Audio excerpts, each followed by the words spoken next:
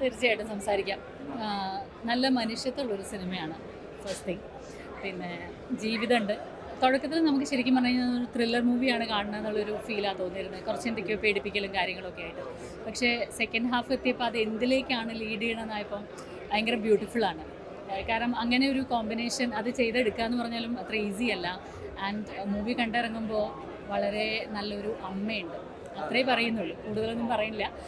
ബാക്കി ഓഡിയൻസ് കാണട്ടെ. കാരണം എല്ലാവരും പ്രകടനങ്ങളെക്കുറിച്ചും പറയണം. നമ്മുടെ ജയരാജേട്ടനൊക്കെ അതിഗംഭീരമായിട്ട് എല്ലാവരും, എല്ലാ ആർട്ടിസ്റ്റും, ദിവ്യദർശിനി എല്ലാവരും ഗംഭീരമായി തന്നെ ക്യാരക്ടേഴ്സ് ചെയ്തിട്ടുണ്ട്.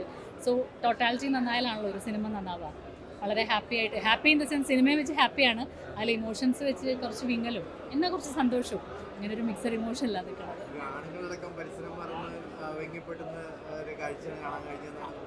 അത് തീർച്ചയായിട്ടും അങ്ങനെ. ഞാൻ എന്താ പറയുക, കൂടുതൽ പറഞ്ഞു കഴിഞ്ഞാൽ പിന്നെ കാണാൻ വരുന്നവർക്ക് അവരിങ്ങനെ ആൻസിപ്പേറ്റ് ചെയ്യും, ഓ ഇനിയിപ്പോൾ ഇത് വരുമായിരിക്കും. അത് വേണ്ട, തിയേറ്ററിൽ നിന്ന് വന്ന് അറിഞ്ഞോട്ടെ.